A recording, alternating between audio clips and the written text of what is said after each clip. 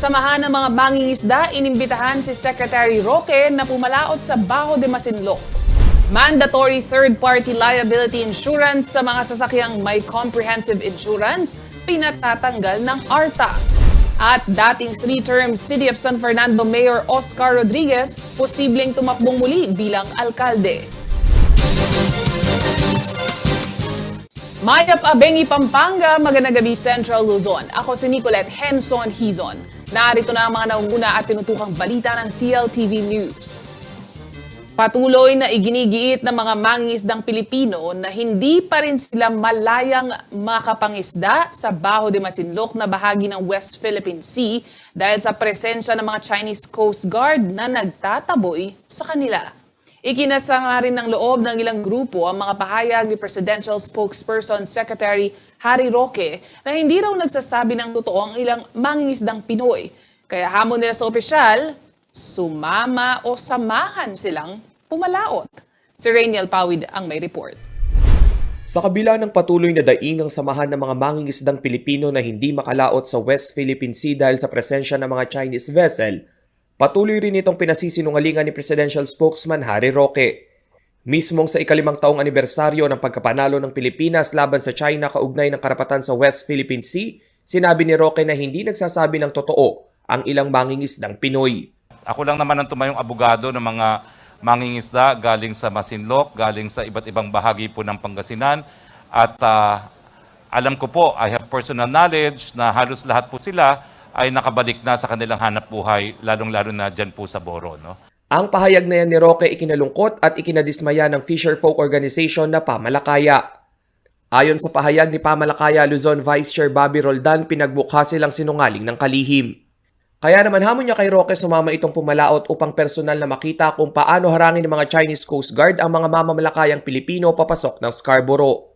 Gaya ng Pamalakaya na insulto rin ng Fishermen's Federation na bigkis ng mangingisda sa pahayag ng kalihim. Ayon sa tagapagsalita ng grupo na si Ronnie Drillo, hirap pa rin makapangisda sa Scarborough ang nasa 6,000 nilang miyembro mula Bataan, Zambales at Pangasinan. Sa bayan ng Masinloc sa Zambales na 220 kilometers lang ang layo sa Scarborough Shoal, halos 1,500 mangingisda na ang tumigil pumalaot dahil sa takot sa mga nagpapatrolyang Chinese vessel.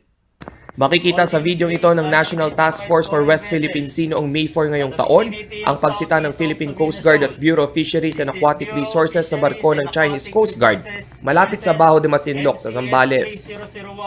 Batay sa 2016 ruling ng Permanent Court of Arbitration, ang Pilipinas ang may eksklusibong karapatan sa West Philippine Sea. Kasabay nito ang pagbaliwala sa 9-dash line claim ng China. Rainiel Pawid, CLTV News. Sinabi ni former representative at three-term City of San Fernando, Pampanga Mayor Oscar Rodriguez na 80% sure na siyang tatakbo bilang alkalde ng syudad sa eleksyon 2022. Para sa karagdagang detalye, kasama natin ngayon si Rainiel Pawid. Rainiel, anong mga naging pahayag ni dating Mayor Oka kaugnay ng planong ito? Yes, Nicolette, higit 2 buwan bago nga ang filing ng Certificate of Candidacy, inihayag ni dating representative ng Pampanga 3rd District Representative at dating three-term City of San Fernando Mayor Oscar Rodriguez yung kanyang plano sa pagtakbo muli bilang alkalde ng syudad. Pero Nicolette, linawin natin na 80% sure pa lang umano si dating Mayor Rodriguez. Ano nga ba yung mga dahilan kung bakit muli niyang binubuhay itong kandidatura sa pagka-alkalde ng syudad? Una, Nicolette, gusto niya raw tutukan o balikan yung pagpapalakas sa higher education system at sa employment system dito sa syudad. Pero Nicolette, kung matatandaan natin noong nakaraang eleksyon, mga kaparehong buwan din o yung mga ganitong panahon din bago yung filing ng Certificate of Candidacy, ay naging matunog din ang pangalan ni dating Mayor Oka Rodriguez para sa pagtakbo dito sa same position sa pagka-alkalde. Ngunit isang araw bago yung filing, ito biglang binawi at nagpagdesisyonan na hindi na lang siya tatakbo. Ito rin yung mga dahilan na kinukonsider niya sa ngayon, Nicolette, kung bakit may natitira pang 20% doon nga sa 100 kung para tuluyan na siyang tumakbo. Una, Nicolette, ay yung magiging desisyon ng Liberal Party at yung magiging desisyon rin ng kanyang pamilya, specifically ni Colette ng kanyang mga anak na ayaw na nga siyang papasukin muli dito nga sa politika. Ni Colette. Maraming salamat, Rainiel Pawid, nagbabalita. Sa pagbabalik ng CLTV News, mandatory third-party liability insurance sa mga sasakyang may comprehensive insurance, pinatatanggal ng ARTA. At factoring itinayo sa gitna ng agricultural land ng San Simon. Magbabalik ang CLTV News.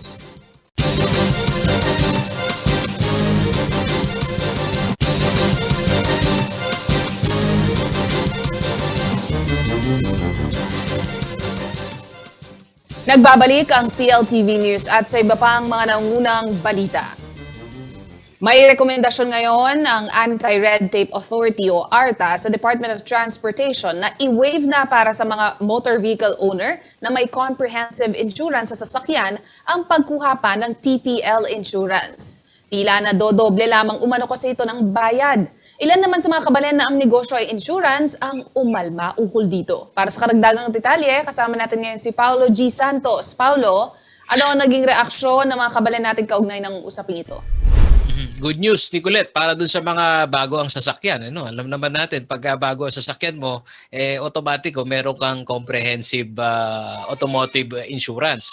At doon naman dun sa mga luma ang sasakyan, hindi naman sila apektado dito. Pero ito nga yung binibida ngayon ng Anti-Red Tape Authority o ARTA, Nicolette, yung kanilang mungkahi sa Department of Transportation o DOTR at sa lead agency na Land Transportation Office o LTO na tanggalin yung mandatory third-party liability o TPL insurance sa mga motor vehicle owner na may comprehensive automotive insurance na nagpaparehistro ng kanilang behikulo. Nitong July 14 sa official page ng ARTA, sinabi nga nitong si Secretary Jeremiah Belhica, kinumpirma niyang may hakbang na sila, Nicolette, na mabuksan itong usapin, lalong-lalo na sa DOTR LTO. And I quote Secretary Belhica, "This procedure appeared to be redundant and inflicting additional expense to the public," ika nga niya. At binabanggit nga niya na dapat itong ma-reconsider dahil para bagang nauulit lang naman itong pagbabayad ng mga motorista na may comprehensive na. Paraan din umano ito upang mas streamline yung overregulated na pagpaparehistro ng mga sasakyan sa LTO. Gaya ng may comprehensive automotive insurance na obligado pa ring magbayad ng TPL. Katotohanan umano, Nicolette, na sa obserbasyon ng ARTA, ang mga fixer sa LTO ay kalimitan ay siya namang nagfa-facilitate ng medical, insurance at emission testing. Guided naman niya ang kanilang mungkahi ng Republic Act number 11032 o ang tinatawag na Ease of Doing Business and Efficient Government Services Delivery Act. Hindi naman nabanggit ng kalihim ni Colette kung kailan pa ito naitulak sa DOTR, pero binabanggit ng kalihim na sila'y sumulat na sa DOTR LTO. At nakikipag-ugnayan na rin umano sila sa Insurance Commission hinggil dito. Sinikap naman ng CLTV News Team na kuhanan ang DOTR o si DOTR Assistant Secretary for Communication Goddess Hope Libiran. Ngunit sinabihan niya ang news team na aantayan nila itong pahayag ng LTO dahil sila ang nasa puder sa naturang usapin. Samantala, sa perspektiba naman ng mga apektadong insurance company dito sa Central Luzon, talagang tatamaan daw ang kanilang kabuhayan. Narito ang kanilang pahayag. Sana po pag-aralan muna itong pinaplanong ito kasi unang-una po, siyempre kaming mga nag-i-insurance dito, yung mga tiga-insurance industry, mga TPL na nagtatrabaho sa tabi ng LTO, matatamaan po yung hanap buhay namin. Hindi naman po binibigyan namin protection. Pero po kami po ay masasagasaan din kung i-required ng kung sino man po ang nagbabalangkas nito. Matatamaan po yung mga naghahanap buhay na may pamilya kung saan dito po kami umaasa. Maraming salamat, Paulo G. Santos, nagbabalita. Sa ibang balita, naitayo sa gitna ng kabukiran ng isang tire pyrolysis plant, isang industriya na nag-extract ng rubber oil, carbon black synthetic gas at scrap ng alambre na buhat sa mga patapon na gulong. Ayon sa Provincial Environment and Natural Resources o PENRO, pinagtataka raw nila papaano nangyari na ma-reclassify itong lupang agraryo bilang isang industrial zone. Narito ang ulat. Mismong sa CLTV News na ipadala ang mga larawang ito ng isang netizen na makikita ang maitim na usok na buhat sa gawi ng manggahan. Ito raw ay sa gitna ng kabukiran sa Barangay San Miguel, San Simon, Pampanga. At ang pinaparatangang pinagmulan ng usok, di umano, ay ang Greenland Recovery Center.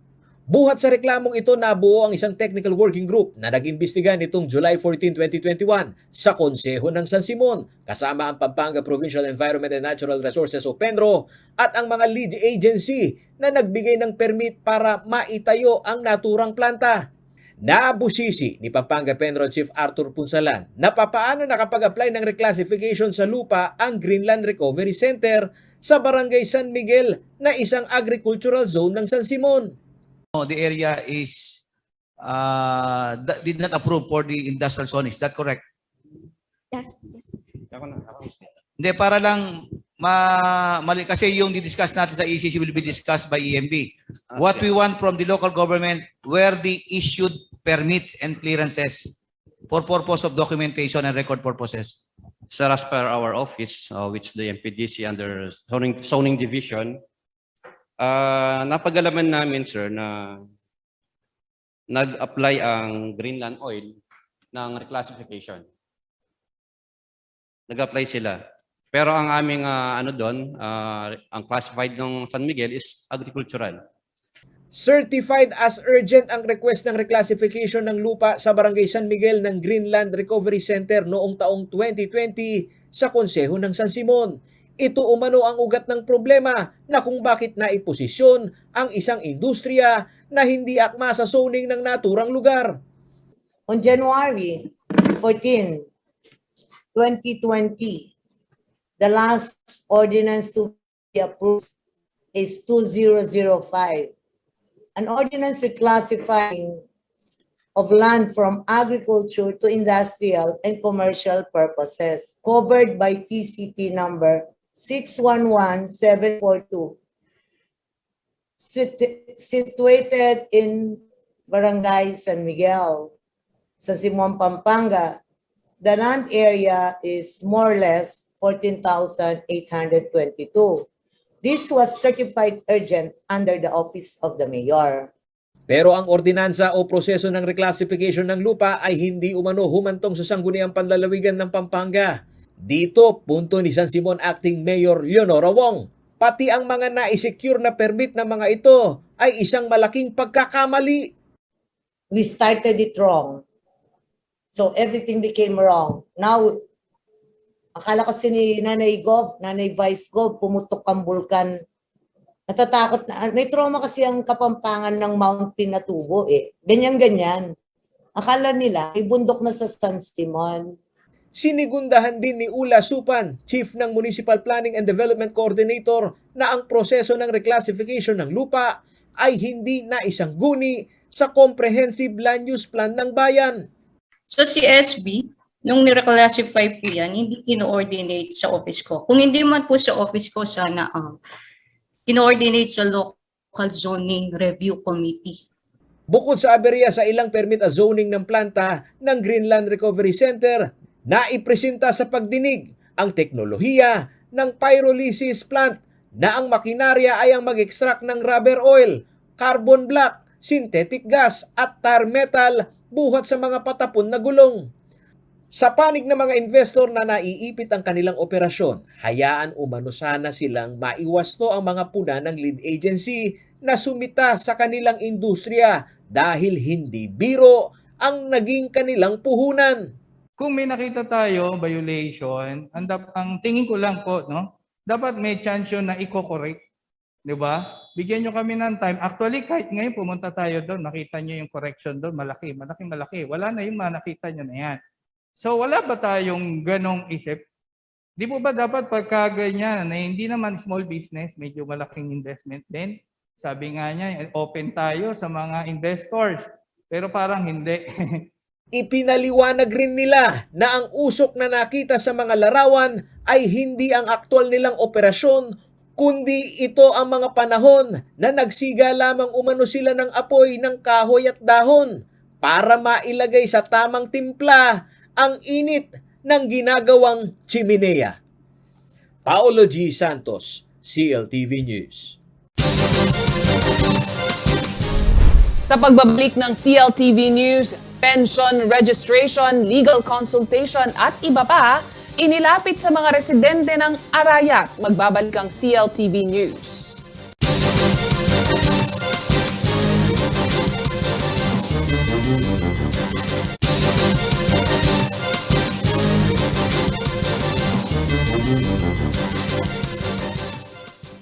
Nagbabalik ang CLTV News at sa iba pang mga nangunang balita. Dahil sa COVID-19 pandemic, ibinabana sa taong bayan ng Presidential Commission for the Urban Poor ang iba't ibang government services gaya ng SSS Assistance, Public Attorney's Office Legal Consultation at TESDA Scholarship Registration. Isa sa mga unang destinasyon ng PCUP sa gitnang Luzon ay ang Arayat, Pampanga. Natong report ni Rainiel Pawid. Alas 8 pa lang ng umaga ay nagtungo na ang senior citizen na si Nora Angeles sa Arayat National Park. Ito kasi ang destinasyon ng Social Services Mini Caravan ng Presidential Commission for the Urban Poor. Dito ay iba't ibang serbisyo ang inilatag upang tugunan ang pangangailangan ng ating mga kababayang hirap lumabas dahil sa restriksyong bunsod ng pandemya. Si Aling Nora inasikaso ang pensyon ng kanyang asawang may pneumonia. Check daw namin sa ATM sa Lunes, baka meron ng laman. Kasi 1 year na yun eh. Malaking menos na raw sa kanilang gastusin gaya ng pambili ng pagkain at gamot ang makukuha niyang 5,000 piso kada buwan mula sa pensyon ng kaniyang asawa. Siyempre, yung pambili namin ng araw-araw, magdadagdig na lang konti. Ayon sa Office of the Provincial Governor, malaking ginhawa ang hatid ng naturang caravan lalo na sa mga senior citizen. Isinabay na rin kasi dito ang libreng medical check-up at pagbibigay ng gamot. Ibinaba po lahat din dito para makipagkaisa sa national. Yung MHO namin, ang mga doctors namin, lahat ng mga frontliner po ng munisipyo nandito para matingnan po yung ating mga kababayan na pasyente. Bago matapos ang taon, 30 caravan pa ang isasagawa ng PCUP sa buong bansa. Nasa 3 destinasyon pa umano sa gitnang Luzon ang kanilang pupuntahan maliban sa Arayat. Ayon kay PCUP Chairperson Alvin Feliciano, batid nila ang hirap ng taong bayan sa pagkuha ng mga pangunahing serbisyo na lalong pinalala ng nararanasang krisis. Nandito po ang TESDA para sa scholarship program nila, ang SSS, DOH para sa medical mission at libreng gamutan, nandyan po ang PAGCOR, PCSO sa libreng gamutan din, DOLE para sa trabaho, DTI para sa negosyo, nandyan po ang LTO para sa lisensya at iba pang pangangailangan, nandyan po ang Public Attorney's Office at iba pang ahensya ng gobyerno. Sa kabuuan, 400 Arayateño ang nakatanggap ng libreng gamot sa puso, nakapagproseso ng kanilang birth certificate, nakapagparehistro ng driver's license at nakahingi ng legal na tulong mula sa Public Attorney's Office. Rainiel Pawid, CLTV News. Silipin naman natin ang ilang mabibilis na balita sa iba't ibang bahagi ng Central Luzon dito sa CL Express, hatid sa atin ni JM De Jesus. Binuksan na sa mga motorista ang 18-kilometer na bahagi ng Central Luzon Link Expressway o CLX. Ang naturang kalsada ay may 4 na lane at nagsisimula sa Subic-Clark-Tarlac Expressway at Tarlac-Pangasinan-La Union Expressway sa Tarlac City, patungong Aliaga-Gimba Road sa Nueva Ecija. Sa kabuuan ay aabot ng 30 kilometers ang CLX na aabot ng Cabanatuan at Zaragoza, Nueva Ecija. Pinondohan ng 1.8 billion pesos ang naturang proyekto sa tulong ng Japan International Cooperation Agency. Kapag nakumpleto, asahan umanong magiging 20 minutes na lang ang biyahe mula Tarlac City hanggang Cabanatuan na dating 70 minutes. Aabot sa 47 establishments sa Bulacan ang nabigyan ng safety seal ng Department of Trade and Industry. Ang safety seal ay isang voluntary certification para tiyakin na pasado sa minimum health protocols ang isang negosyo. Kabilang sa mga nilagyan ng selyo ng DTI ang mga malls at supermarkets, hardware, at maging ilang pagawaan ng sasakyan at inumin. Pangunahing rekisito sa safety seal ang pagkakaroon ng StaySafe.ph app, isang contactless tracing system na ginagamit ng pamahalaan. Isinusulong ngayon ng Malolos City Tourism Office ang pagtalakay sa buhay ni national artist Guillermo Tolentino sa mga kolehiyo. Dapat daw pag-aralan ang ambag ng alagad ng sining sa mga humanities o art appreciation subjects. Ayon sa Malolos City Tourism Office, malaki ang naging ambag ni Tolentino sa pagkakakilanlan ng mga Pilipino. Ipinanganak si Tolentino sa Barangay Santo Rosario, Malolos. Kabilang sa kanyang mga likha ang monumento ni Andres Bonifacio sa Caloocan, ang orihinal na oblation ng University of the Philippines, ang rebulto ni Pangulong Manuel Quezon sa libingan nito sa Quezon Memorial Circle, at ang disenyo ng medalya ng Ramon Magsaysay Awards. JM De Jesus, CLTV News. At yan ang mga balitang nakalap ng CLTV News. Para sa karagdagan pang detalye, maaari niyong i-follow ang aming social media pages at CLTV36Official, at CLTV36News, at CLTV36. Kung nais nyo nang balikan ang mga programa ng CLTV, maaari niyong bisitahin ang aming YouTube channel at CLTV36Official at ang aming website www.cltv36.tv. Kasama ang buong puwersa ng CLTV News and Current Affairs. Ako si Nicolette Henson Hizon. Maraming salamat at magandang gabi.